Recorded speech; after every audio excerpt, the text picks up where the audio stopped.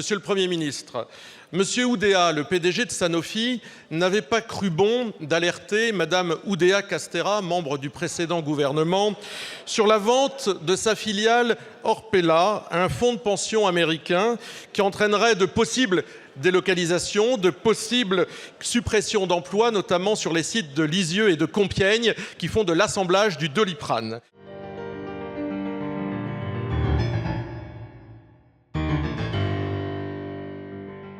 La parole est à présent à Monsieur Adrien Clouet pour le groupe La France Insoumise.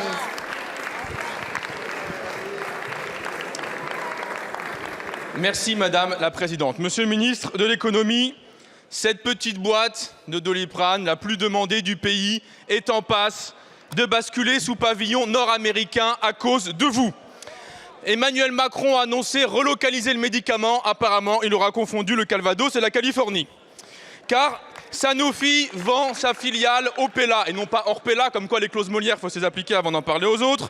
1700 salariés en France, vendus au fonds Clayton, Dubilier & Rice. Les marchés sont contents, puisque l'action Sanofi est passée de 85 € cet été à 102 € au moment où nous parlons. Oui, Sanofi, que vous avez arrosé de plus de 1 milliard d'aides publiques alors qu'elle ferme des laboratoires. Sanofi, qui a choisi l'acheteur exclusivement en fonction du cours boursier et, bien sûr, un chèque de 200 millions d'euros pour la directrice, Madame von Ongeval, sans aucune préoccupation ni pour les emplois, ni pour les qualifications, ni pour la souveraineté sanitaire de notre pays.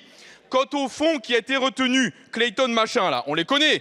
On les connaît, c'est eux qui ont acheté But et Conforama. La main sur le cœur, on va maintenir l'emploi, rien ne bougera. Bilan, des milliers de licenciements qui ont été programmés et effectifs. Ces gens sont donc des menteurs professionnels. Ce sont des menteurs professionnels, leurs engagements ne valent rien. Pourtant, M. Ferracci, ministre de l'Industrie, vient nous dire que Clayton est un fonds, je cite, sérieux, qui présente des perspectives positives. Êtes-vous des ministres de la République ou êtes-vous le service après-vente de la Bourse de New York? On se demande en vous entendant. Nous exigeons donc la nationalisation du groupe Sanofi. Il faut cesser de gaver des actionnaires qui trahissent l'intérêt national. Reprenons le contrôle. Je vous remercie, Monsieur le député. La parole est à Monsieur Antoine Armand, ministre de l'Économie, des Finances et de l'Industrie. Merci Madame la Présidente, Mesdames et Messieurs les députés. Monsieur le député Clouet, vous avez cité beaucoup de monde. Si j'avais été vous, j'aurais sans doute cité d'abord les salariés de Lisieux et de Compiègne, dont on parle et qui ne peuvent pas être l'objet des polémiques, et des accusations personnelles, quelle que soit leur véracité. J'ai eu l'occasion d'exprimer devant la représentation nationale il y a quelques minutes. Écoutez, ça concerne les salariés. J'ai eu l'occasion d'exprimer devant la représentation nationale il y a quelques instants les engagements très précis que nous demanderons, qu'il s'agisse de l'empreinte industrielle, du maintien de l'emploi, de la localisation du siège, de la recherche et développement. Et je l'ai dit, et je le redis, monsieur le député, que nous ne nous interdisons rien dans le cadre de la loi qui est prévue. Et donc, possiblement, je l'ai dit, d'une question de présence de l'État et de l'ensemble des outils à mobiliser dans le cadre du décret IEF.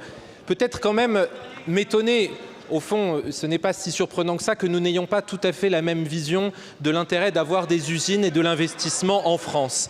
Et quand je compare l'action que nous menons depuis quelques années, l'action que nous menons maintenant sous l'autorité du Premier ministre, je me dis que si nous avions appliqué le programme que certains promeuvent ici en termes d'imposition, en termes d'emploi et en termes d'attractivité, il n'y aurait peut-être dans ce pays ni investisseurs, ni usines et à la fin, sûrement pas d'emploi.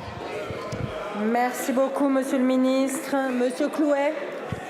Merci Madame la Présidente. Évidemment, vous avez mis 7 ans pour comprendre qu'on n'avait pas la même vision. La vôtre, on la connaît. Elle a donné Alstom, STX, Alcatel, Aéroport de Toulouse, etc., etc. Donc apprenez de vos erreurs et nationalisez immédiatement. Merci.